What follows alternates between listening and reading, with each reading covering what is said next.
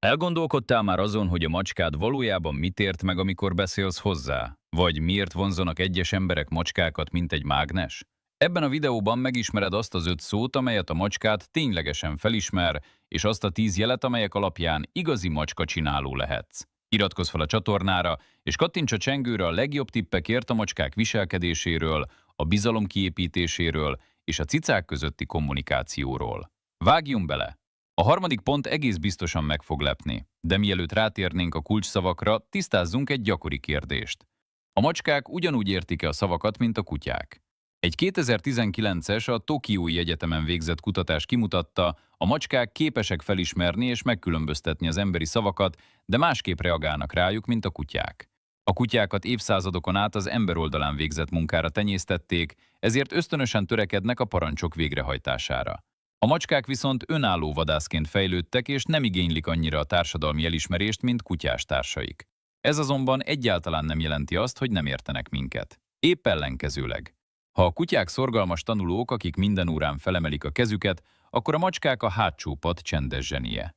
Érdektelennek tűnnek, de mindent magukba szívnak. Atsuko Saito japán macskakutató felfedezte, hogy a macskák nem csak felismerik a saját nevüket, de akkor is reagálnak rá, ha egy idegen szólítja meg őket. Ezen kívül a macskák képesek szavakat cselekvésekhez, érzelmekhez és meghatározott rutinokhoz társítani. Szóval igen, a macskát sokkal többet ért, mint gondolnád. Ugyanakkor ellentétben a kutyákkal, amelyek erősen támaszkodnak a szóbeli parancsokra, a macskák a szavakat fontos élményeken keresztüli társítással tanulják meg. Ha egy szó következetesen valami lényegeshez kapcsolódik, ételhez, simogatáshoz vagy játékhoz, a macska biztosan felfigyel rá. De mivel nem motiválja a gazdájának való megfelelés vágya, előfordulhat, hogy nem mutat nyilvánvaló jelet, még ha tökéletesen értette is, amit mondtál. Most nézzük azt az 5 szót, amelyet a macskád valóban felismer. Első szó, a neve. Ez talán nyilvánvalónak tűnik, de tudományos tényekkel alátámasztott. A macskád ismeri a saját nevét. A Scientific Reports folyóiratban megjelent tanulmány azt vizsgálta, hogyan reagálnak a macskák, amikor a nevüket hallják más véletlenszerű szavakkal szemben. A kutatók megállapították, hogy még akkor is, ha egy idegen ejtette ki a macska nevét, az állat reagált, megfordította a fejét, megmozgatta a fülét vagy meglegyintette a farkát. A macskák fontos hangjelként észlelik a saját nevüket, de hogy döntenek-e a reagálásról, az kizárólag a hangulatuktól függ. A kutyákkal ellentétben, amelyek ösztönösen igyekeznek kedveskedni a gazdájuknak, a macskák csak akkor ismerik el a nevüket, amikor ők maguk akarják. Próbálj ki egy kísérletet. Hívd a macskádat semleges hangon, majd örömteli hangon, végül határozott vagy bosszankodó hangon. Valószínűleg észreveszed, hogy szívesebben reagál egy lágy, magas hangra, nagyjából olyanra, amilyennel ösztönösen beszélünk kisgyerekekhez. Szóval, ha a macskát figyelmen kívül hagy, próbálj meg szelidebben és kedvesebben szólni. Második szó, az ételhez kapcsolódó szavak. Észrevetted már, hogy a macskádnak hirtelen szuperérzékeny hallása lesz, amikor azt mondod, finomság vagy vacsora? Nem képzeled. Kutatások kimutatták, hogy a macskák bizonyos szavakat jutalomhoz társítanak, vagyis az enni, kaják vagy finomság szavak azonnal felkeltik a figyelmüket. Ez a klasszikus kondicionálás mechanizmusán keresztül történik. Minden alkalommal, amikor kimondod a finomság szót és ételt adsz, a macska agya erősíti a szó és a jutalom közötti kapcsolatot. Érdekesség, hogy a macskák az ételhez kapcsolódó szavakat akkor is felismerik, ha a hangszín megváltozik. Sőt, néhány példány megtanulta felismerni az eledelcsomag nyitásának hangját is. Próbáld meg szokatlan hangon kimondani a finomság szót, és figyeld meg, reagál-e a macskád. Egyesek inkább a hangszínre és a kontextusra támaszkodnak, mások magára a szó hangzására. Harmadik szó, nem. Ez meglephet, de a macskák valójában értik a nem szót, csak nem úgy, ahogy elvárjuk. Valójában jobban felismerik a tiltó parancsokat, mint gondolnánk. A probléma nem a megértéssel van, a motivációval van. A kutyákkal ellentétben, amelyek az emberi tetszés keresésére vannak beprogramozva, a macskáknak teljesen más döntéshozatali folyamatuk van. A nemre adott reakciójuk egy egyszerű mérlegelésen alapul. Megéri-e egyáltalán abba hagyni azt, amivel foglalkoznak? Íme, mi játszódik le a macska fejében, amikor meghallja a nemet? Első, elemzi a hangsúlyodat. A macskák tökéletesen érzékelik, hogy elégedetlen vagy. Második, felméri a következményeket. Van-e valódi kockázat, ha folytatja? Harmadik, mérlegeli a hasznot. Ha az, amit csinál, szórakoztató vagy előnyös, valószínűleg folytatja. Az a rövid szünet, amelyet néha a nem után látsz, ez nem zavartan keresett kifogás. Ez a macskád gyors számítást végez. És van valami különösen érdekes. Egy 2023-as a Helsinki Egyetemen végzett tanulmány kimutatta, hogy azok a macskák, amelyek gyakran figyelmen kívül hagyják a nemet, magasabb pontszámot érnek el a feladatmegoldó teszteken. Más szóval, az engedetlenségük nem makacság, hanem az intelligencia megnyilvánulása. Szeretnéd, hogy a nem hatékonyabban működjön? Ahelyett, hogy egyszerűen kimondanád, próbáld átirányítani a macskát figyelmét valami elfogadható tevékenységre, és dicsérd meg falattal vagy dicsérettel, ha meghallgat. A macskád nem nehézkedik. Egyszerűen a saját döntéseit hozza. Gondolj rá így. A macskád érti a nemet, de csak arra vár, hogy valami jobbat ajánlj neki. Valójában a macskák sokkal szívesebben reagálnak egy csendes, csalódott hangnemre, mint a kiabálásra vagy a kemény szidásra.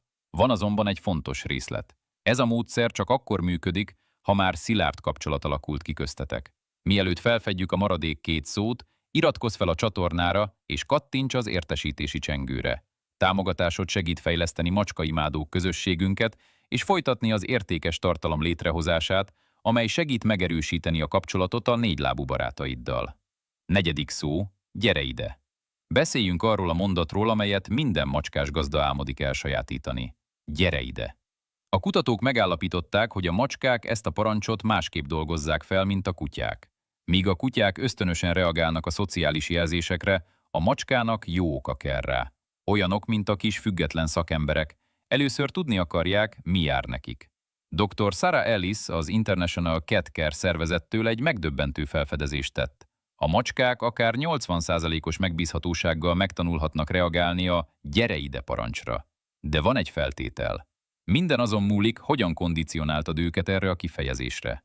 Gondolj bele, mikor szokod általában mondani a macskádnak, hogy gyere ide? Valószínűleg akkor, amikor valami nem kívánatos viselkedést szeretnél megállítani. Pontosan ezért hagy figyelmen kívül. Próbálj ki egy másik megközelítést. Csak akkor használd a gyere ide kifejezést, amikor valami jó következik. Etetés ideje van, kinyitsz egy tonhalkonzervet, a kedvenc játéka vagy finomság van a kezedben. A titok a következetesség és a pozitív társítások kialakítása. De íme a legmeglepőbb rész. Idővel a macskákban kialakul az úgynevezett anticipatív viselkedés.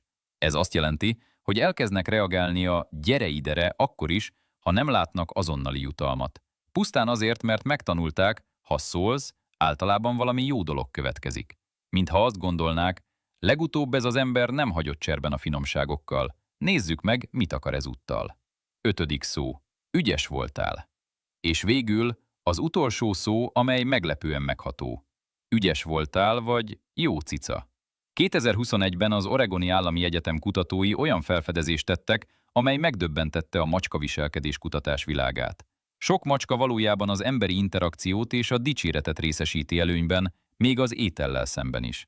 De ezután még érdekesebb dolgok következnek. A tanulmány kimutatta, hogy a macskák rendkívül érzékenyen érzékelik a hangunk érzelmi tónusát. Amikor azt mondjuk, jó cica, vagy jól csináltad, nem csak a szavakat dolgozzák fel, hanem a hangsúlyt, a testbeszédet és még az arcunkban bekövetkező apró változásokat is. Dr. Kristen Vitale, aki a tanulmányt vezette, figyelemreméltó összefüggést fedezett fel. Azok a macskák, amelyeket rendszeresen dicsértek szóban, fizikai simogatással kísérve, erősebb kötődést alakítottak ki a gazdájukhoz. Ezután is valószínűbben keresték az emberi érintkezést. Más szóval, minden alkalommal, amikor azt mondod, jó cica, nem csak boldoggá teszed a macskádat, hanem erősíted a kapcsolatotokat, és még szeretőbbé teszed őt. Gondolj rá így. Amikor dicséred a macskádat, elindítasz valamit, amit a tudósok pozitív érzelmi visszacsatolási húrnak neveznek. A macska csinál valami aranyosat. Te vidám, ügyes voltállal reagálsz, azzal a különleges hangszínnel, amelyet mindannyian használunk a négylábú barátainkkal. Idővel azt a macskát azzal kapcsolja össze, hogy a te örömöd saját jólétének érzésével párosul. Próbáld meg minden reggel ugyanolyan meleg üdvözléssel fogadni a macskádat. A kutatások azt sugallják, hogy a rendszeres reggeli interakciók formálják a napi kommunikáció dinamikáját köztetek. És van még egy megdöbbentő részlet. A macskák annyira érzékenyek a dicséretre, hogy meg tudják különböztetni az őszinte ragaszkodást az érzelem nélkül kimondott szavaktól. Tudják, mikor gondolod komolyan. Ugyanakkor minden macska egyedi. Lehet, hogy van egy különleges szó vagy kifejezés, amely csak kettőtök között hordoz egyedi jelentést. Ezek közül a szavak közül mennyit ismer fel a macskád, és melyik szóra reagál a legjobban? Írd meg a hozzászólásokban. Most, hogy tudod pontosan milyen szavakat ért a macskád, menjünk egy lépéssel tovább, mert az erős kapcsolat a kedvenceddel nem csupán a megfelelő szavakról szól. Arról is szól, hogy felismerd az elrejtett jeleket, amelyek megmutatják, milyen mélyen bízik benned a macskád. Következik a 10 meggyőző jel, amelyek alapján nem csupán macskaimádó vagy, hanem igazi macskacsináló. Olyan valaki, aki természetesen képes olvasni, megérteni és érzelmileg kötődni a macskákhoz úgy, ahogyan kevesen mások. Ezek a viselkedések azt mutatják meg, mennyire tekint téged a macskád a családja tagjának, és hogyan válhatsz azzá az emberré, akiben valóban megbízik. Első jel. A hascsapda. Minden évben ezrek esnek bele az egyik legingercsavaróbb és legcsalatósabb macska viselkedésbe, a hírhedt hascsapdába. Képzeld el, besétálsz a szobába, és ott látod a macskádat hátán fekve, bolyhos hasát teljesen kitéve, mintha meghívna, hogy megcirógatod. A szíved megolvad. Biztosan ez ritka és különleges kiváltság, ugye? Kinyújtod a kezed, biztos lévén abban, hogy különös megtiszteltetésben részesültél, és abban a pillanatban karmoktól és fogaktól visongasz a villámlás gyors csapás nyomán. Mi történt? Sokan azt hiszik, ez egy ravaszul felállított csapda, amelyet a macska hidegvérrel állít fel.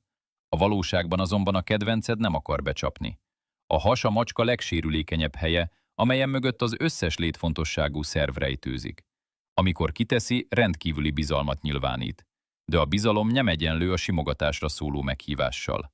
Ha a macskád megengedi, hogy megsimogasd a hasát anélkül, hogy azonnal támadási módba kapcsolna, gratulálunk. Kivételesen ritka bizalmi szintet értél el. Ez egyértelműen megerősíti, hogy te igazi macskacsináló vagy. Második jel. Etetés kézből.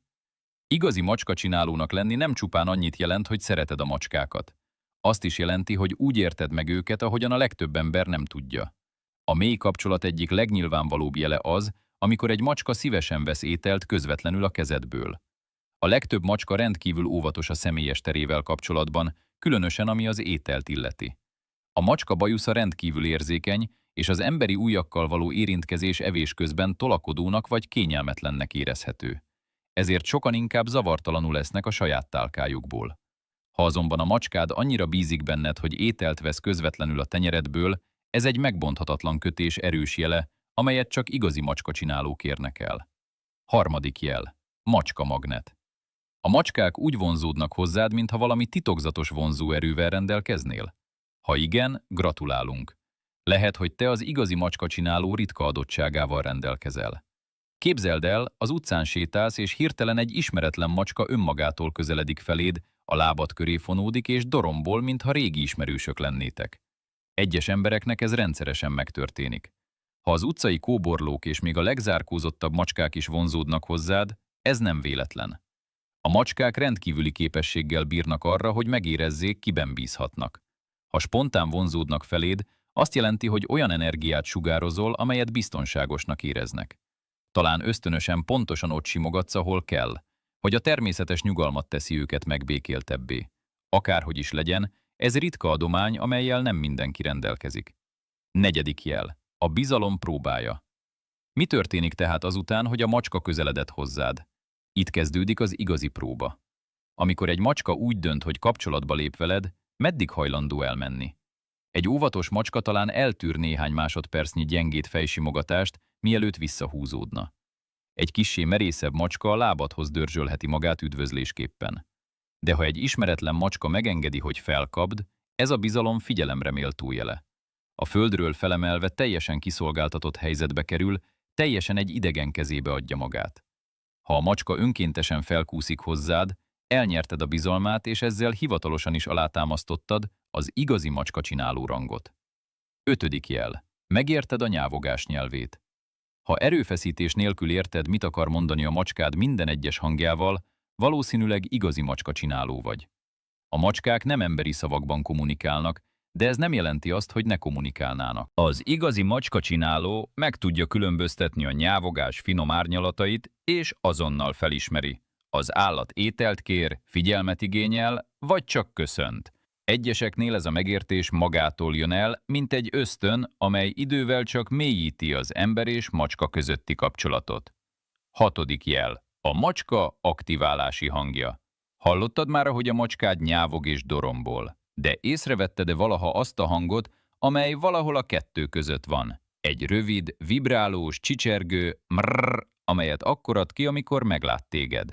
Néhányan aktiválási hangnak hívják, és ha valaha is hallottad, tudd, hogy különleges helyet foglalsz el a macskád szívében. Ezt az elbűvölő hangot trillaként emlegetik. Ötvözi a nyávogást és a dorombolást, és mélyreható jelentése van. A macskák anyja pontosan így kommunikál a kölykeivel, megvigasztalja, becézi és gondoskodik róluk.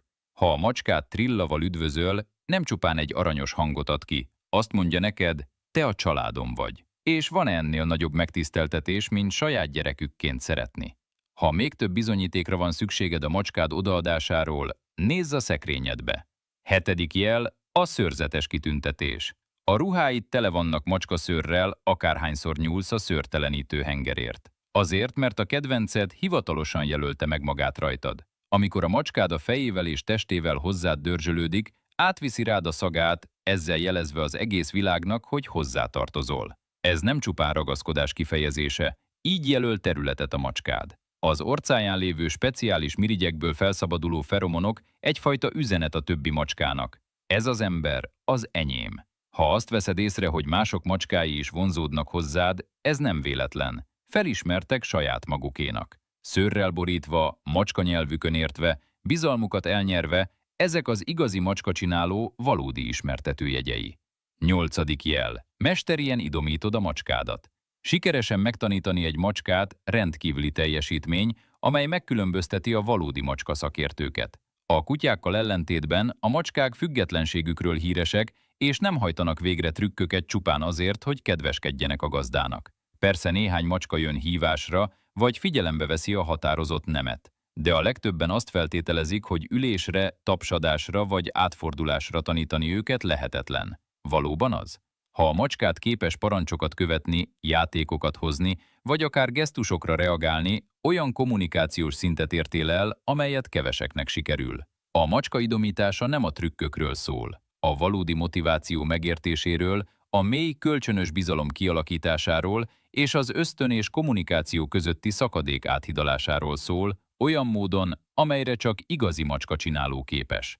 9. jel. A macska melletted alszik. A macskák természetüknél fogva óvatosak. Ez a tulajdonság vadős őseinktől öröklődött, akiknek folyamatosan figyelniük kellett a ragadozókra, nagyobb macskafélékre, kígyókra és akár ragadozó madarakra is. A macska legkiszolgáltatottabb pillanata az alvás. A vadonban rejtett, biztonságos helyeket kerestek pihenésre, olyan helyeket, ahol senki sem látta és nem érte el őket. A háziasított macskák megőrizték ezt az ösztönt, és még mindig inkább csendes sarkokat választanak alvásra, az ágy alatt, magas polcokon, vagy ott, ahol biztonságban érzik magukat. Ezért, ha a macskád önként gurul össze melletted, mélyreható bizalmat mutat. Számodra ő több, mint egy gazdi. A szemében te vagy a védelmezője. Ha pedig még odébb megy és a hátán fekszik kitett hassal, tekintsd ezt a legmagasabb szintű bizalom megnyilvánulásának. A macska, amely megmutatja a hasát, azt mondja, teljesen biztonságban érzem melletted. Ezt a ritka és jelentőségteljes bizalomjelet csak azok kapják meg, akik valóban mélyen kapcsolódnak a kedvencükhöz. 10. jel. A macska ajándékot hoz neked. Találtál már váratlan ajándékot a macskádtól? Mielőtt örülnél, tudd, nem lesz szépen becsomagolva, és biztosan nem az a kütyű, amit rég kinéztél magadnak. Inkább valami jóval kevésbé tetszetős lesz. Egy elhullott egér, egy kissé megkopasztott madár, vagy ha szerencsés vagy, csupán egy zokni, vagy egy kedvenc játék, amelyet elejtett neked. Ez talán nem az ideális ajándék elképzelésed, de sokkal fontosabb a miért mögötte. A macskák világában zsákmányt hozni. Ez a bizalom és az összetartozás erőteljes gesztusa. A vadmacskák megosztják a fogásukat azokkal, akiket a falkájuknak tekintenek, különösen azokkal, akik véleményük szerint nem a legjobb vadászok. És legyük őszinték, a macskád szemszögéből te valószínűleg szánalmasan rossz vadász vagy. Az egerektől megrettenve adott reakciód csak megerősíti ezt a gyanúját. Szóval amikor a macskád büszkén a lábadhoz ejti a trófeáját, ez nem csupán ajándék. Ez megtiszteltetés. Azt jelenti, hogy a magáénak tekint, a belső köre értékes tagjának. És van-e ennél jobb lejele egy igazi macskacsinálónak? Ha idáig eljutottál, nagy valószínűséggel nem csupán macskával élsz együtt, valódi kapcsolatot építesz.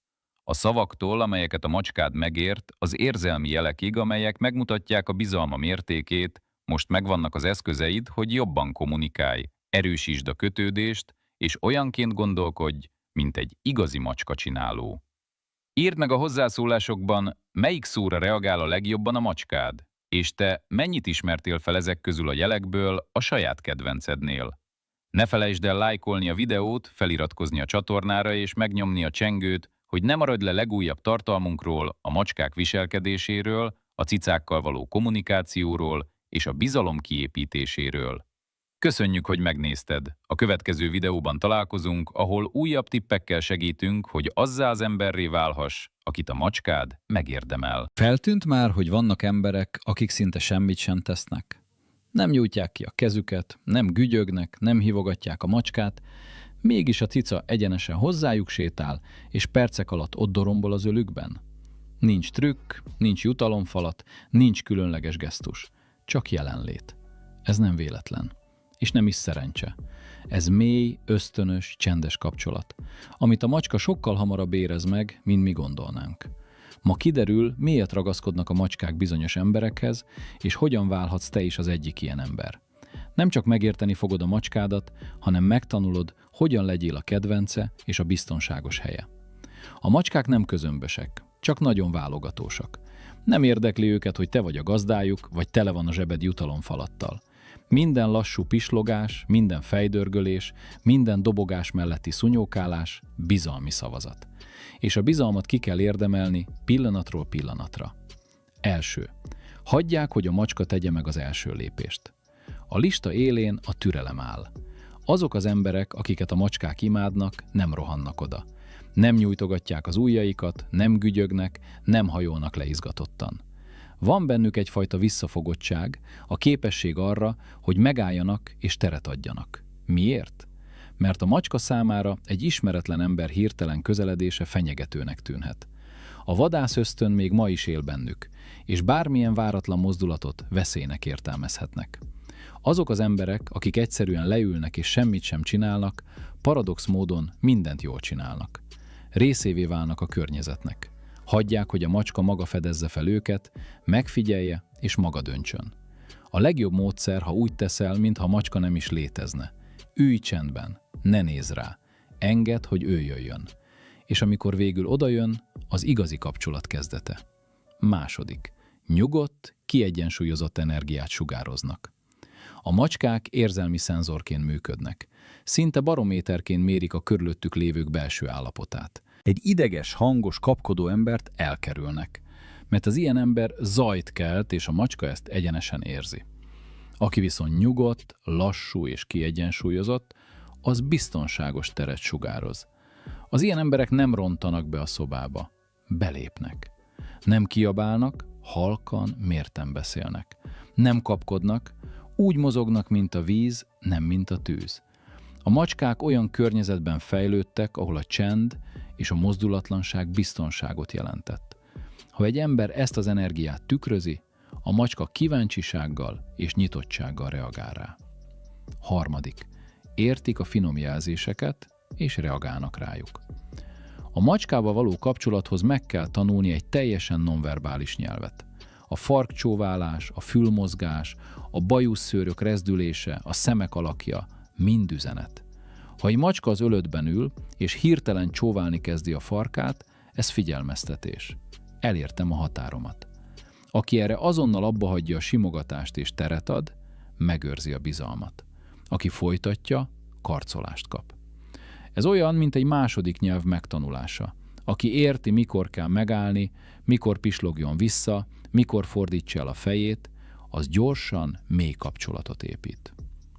Negyedik. Úgy játszanak, hogy felkeltik az ősi ösztönöket. A játék a macska számára nem szórakozás. Ez rituálé, biológia. Minden ugrás, minden csapás, minden remegés a vetés előtt a vadász ösztönre vezethető vissza. Aki igazán megérti ezt, nem csak véletlenszerűen lóbálja a tollaspálcát, koreografálja a mozgást, zsákmánnyá válik. Kiszámíthatatlanul mozdul, megáll, hogy csábítson, majd hirtelen elvonul. És ami a legfontosabb, hagyja, hogy a macska nyerjen. Újra és újra. Minden sikeres zsákmányszerzés növeli a macska önbizalmát és erősíti a kötődést. Ez nem csak játék, ez egy bizalmi tánc. 5. Kiszámítható, megnyugtató rutint tartanak fenn. A rutin a macskának nem unalom, biztonság, érzelmi gravitáció. Egy állandóan változó világban a megszokott ritmus az egyetlen dolog, amire a macska számíthat. Aki következetes napirend szerint él, horgony lesz a macska számára. Nem csak az etetési idő számít, hanem a reggeli kávéfőző hangja, a kanapéhoz vezető útvonal, az a pillanat, amikor leülsz a kedvenc sorozatodhoz. A macskák megjegyzik a ritmusodat. Amikor látják, hogy az megismétlődik, ellazulnak. Amikor ellazulnak, megnyílnak. A következetesség szeretet egy menetrend szerint. 6. Az affekciót a macska stílusához igazítják. Az emberek hajlamosak a saját módján kifejezni a szeretetet. Ölelés, csókok, simogatás. De nem minden macska akarja ezeket. Azok, akik valóban mélyen kötődnek a macskákhoz, megfigyelnek. Rájönnek. Ez a macska inkább mellém ül, vagy rám. Az állát szereti megvakargatni, vagy inkább a farkatövét. Ha hagyod, hogy a macska maga kezdeményezze a közelséget, az a kötődés 10-szer értékesebb lesz. 7. Humorral fogadják a furcsaságokat. A macskák furcsák, és ez gyönyörű. Láthatatlan szellemeket kergetnek. Hajnali 3-kor velociraptor módra rontanak végig a lakáson. Aki örül ezeknek a furcsaságoknak, aki nevet, amikor a cica befér egy cipődobozba, az lesz a megbízható társ. A macskák érzik, ha elfogadják őket olyannak, amilyenek. A humor kapcsolatot teremt. A könnyed elfogadás biztonságot. És az a ház, ahol a macska elfogadottnak érzi magát, az a ház, ahol a macska szeret. 8. Nem csak szeretik, értik is a macskákat. Macskát szeretni könnyű. Valóban érteni őket, ez ritkaság. A legjobb gazdák tudják, a dorombolás nem mindig boldogságot jelent, néha stressz jele. A hasrafordulás nem mindig meghívó. A hosszantartó szemkontaktus fenyegetőnek hathat. Ezek az árnyalatok fontosak. Minél jobban felismered őket, annál inkább érzi a macskád, hogy látják és tisztelik. A macskák az ilyen megértést nem csak ragaszkodással jutalmazzák, hanem valódi összetartozással. 9. Hagyják, hogy a kapcsolat a maga idejében fejlődjön. A macskával való barátságot nem lehet siettetni. Néha napok, néha hónapok kellenek. Aki türelmetlen és a saját menetrendje szerint követel ragaszkodást, ritkán jut messzire. Aki viszont hagyja, hogy az idő megdolgozzon, az valami igazit épít. Az út mehet így. Figyelmen kívül hagyástól a tűrésen át az elfogadásig, majd a szerelemig. És amikor ez a szeretet megérkezik, mély, tartós és megérdemelt. 10. Többet hallgatnak, mint beszélnek. A macskákat nem a szavak érdeklik, a jelenlét számít nekik. Azok az emberek, akikkel a macskák valóban kötődnek, tudnak csendben ülni. Megfigyelnek, észreveszik a testtartás apró változásait, szemükkel hallgatnak, szívükkel. A macskák mindennél jobban arra vágynak, hogy megértsék őket, anélkül, hogy kiabálni kellene. Ezért azok az emberek a legkedvesebbek számukra, akik szavak nélkül is értik a nyelvüket. Írd meg kommentben. A macska ösztönből választ? Vagy vannak emberek, akik egyszerűen értik a nyelvét? Ha valaha hetekig dolgoztál egy macska bizalmáért, majd egyszer csak az öletbe kucorgott, oszd meg. Nyomj lájkot, iratkozz fel, még sok macska pszichológia vár rád. De az ilyen különleges kapcsolat csak a fele a történetnek. Mert még ha megvan is ez a kötődés, a macskádnak akkor is vannak titkos, csendes szükségletei. Érzelmi igények, amiket a legtöbb gazda soha nem vesz észre, mégis mindent jelentenek. Most feltárjuk azt a 10 dolgot, amit a macskád igazán szeretne, ha megértenél. 10 érzelmi szükséglet, amit a macskád szeretne, ha megértenél. A legtöbb gazda azt hiszi, hogy a szeretet játékszert, jutalmat és simogatást jelent. De a gazdák többsége figyelmen kívül hagyja a macskák valódi érzelmi szükségleteit. A mély, csendes, ösztönös vágyakat, amiket a macskád minden nap megpróbál kifejezni. Első. Hadd legyen a tiéd, valójában. Ha a macskád fejével dörgölőzik hozzád, vagy az arcával végig simítja a kezed, ez illatjelölés. Azt mondja, te az én világomhoz tartozol. Ha elhúzódol, vagy figyelmen kívül hagyod, előfordulhat, hogy abba hagyja a próbálkozást. Ehelyett hajolj felé, kínáld a fejed vagy a vállad, finoman simítsd meg azt a helyet, amit megjelölt. Ez a rövid gesztus az ő érzelmi nyelvén mélyebben szól, mint bármilyen hosszantartó simogatás. Második. Hadd nyerjen a vadászaton. Minden tollas üldözés vagy lézeres sprintelés egy igazi vadászatot szimulál. De a legtöbb gazda soha nem engedi, hogy a macska nyerjen. Az ismételt kudarcok veszélyes üzenetet küldenek, rossz vadász vagyok. Ez stresszhez, agresszióhoz, vagy akár depresszióhoz is vezethet. Engedd, hogy elkapja a játékszert, majd jutalmazzal. Ezzel befejezed az ősi ciklust. Vadászat, zsákmány, evés, pihenés. Ez csökkenti a stresszt és mélyíti a bizalmat. Harmadik. Tiszteld a párhuzamos kötődési stílust. A macskát szobáról szobára követ, de soha nem ül az öletbe. Ez nem elutasítás, ez párhuzamos kötődés. Közel van, mert biztonságban érzi magát. Fizikai érintkezés nélkül is kapcsolat ez. Ha legközelebb leül a közeledben, ellenállj a kísértésnek a nyúj felé. Nyújtsd le a kezed lassan, és várj. Ha közeledik, megérdemelted. Ha nem, akkor is tisztelted a terét. Negyedik. Hagyd ott az illatodat. Szeretnéd, ha a macskát kapcsolódva érezné magát hozzád akkor is, amikor nem vagy otthon? Hagyj magad után valamit, ami a te illatodat hordozza. Egy viselt pulóvert, egy régi pólót. A macskát számára ez több, mint egyszerű szövet. Ez érzelmi horgony, különösen megmentett vagy szorongó macskáknál. Azt mondod, még ha elmegyek is, veled vagyok. Ötödik. Reggeli kapcsolódási rítusok. A macskák érzelmi ritmust igényelnek. A reggeli szokásaid az érzelmi tájképük részét képezik. Ha általában köszönsz nekik, vagy lassan pislogtál feléjük ébredés után, és egyszer csak abba hagyod, érzik a változást. Próbáld ki! Minden reggel adj egy halk sziat, vagy egy lassú pislogást. Ez a pillanat azt mondja, rendben vagyunk, ma is biztonságos. Állj meg egy pillanatra. Észrevetted-e, hogy a macskád bármelyiket csinálja ezek közül anélkül, hogy tudtad volna, mit jelent? Írd meg kommentben. Építsük együtt az érzelmileg tudatosabb macskagazdák közösségét. Hatodik. Adj nekik függőleges teret. Minél magasabban van a macska, annál inkább érzi magát urának a helyzetnek. Ha a lakásban nincs függőleges terület, polcok, párkányok, macskafa, csendesen stresszessé válhat. Nem kell drága felszerelés. Egy erős ablakpárkány vagy egy párnával letakart komódtető is megteszi. Ha függőleges lehetőségeket adsz nekik, kontrollt adsz a világuk felett, és ez kevesebb stresszben és nagyobb bizalomban nyilvánul meg. Hetedik. Több alvóhely egyenlő több választási lehetőség. A macskák alvási preferenciái állandóan változnak a hangulat, a hőmérséklet és az érzelmi igény függvényében. Egy magabiztos macska nyílt helyen alhat, egy szorongó az ágy alatti dobozt választja. Adj lehetőségeket. Napsütötte ablakpárkány, kényelmes bújóhely, párnázott sarok. Ez érzelmi rugalmasságot ad, az érzelmi kontroll pedig komfortot jelent. Ha hetente váltogatja a helyét, jó jel. 8. A pislogási rítus egyenlő kötődési rítus.